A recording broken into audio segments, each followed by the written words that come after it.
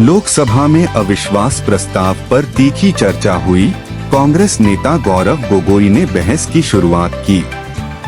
गोगोई ने उस मजबूरी पर प्रकाश डाला जिसके कारण यह प्रस्ताव लाया गया।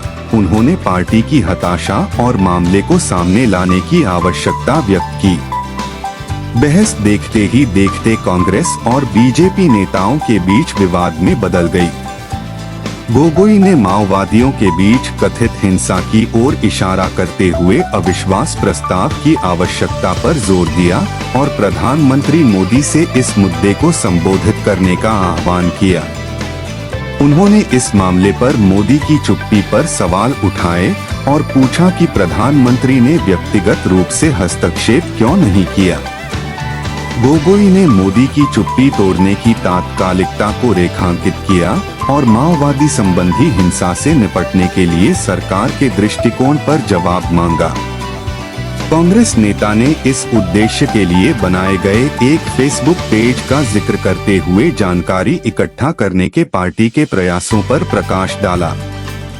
उन्होंने सरकार के रुख को समझने और कथित हिंसा से जुड़ी चिंताओं को दूर करने की इच्छा व्यक्त की। गोगोई के भाषण में अविश्वास प्रस्ताव के माध्यम से सरकार को चुनौती देकर पारदर्शिता और जवाबदेही को सामने लाने की पार्टी की मंशा प्रतिबिंबित हुई। गोगोई ने स्थिति के मानवीय पहलू पर जोर देते हुए पीड़ित परिवारों के साथ पार्टी की बातचीत को विस्तार से बताया। कथित हिंसा से प्रभावित परिवारों के साथ बैठकों का जिक्र करके उन्होंने मुद्दे की गंभीरता और सरकार की ओर से व्यापक प्रतिक्रिया की आवश्यकता पर जोर देना चाहा। कांग्रेस नेता ने उन दो कहानियों की ओर ध्यान आकर्षित किया जो भारत के लोगों ने अनुभव की थीं, जिसमें एक द्वंद्व का सुझाव दिया गया था जिसके स्पष्टीकरण की आवश्यकता थी। अंत में कांग्रेस नेता गौरव गोगोई द्वारा शुरू की गई लोकसभा में अविश्वास प्रस्ताव पर बहस कांग्रेस और भाजपा के बीच तीखी नोकझोंक से चिह्नित हुई।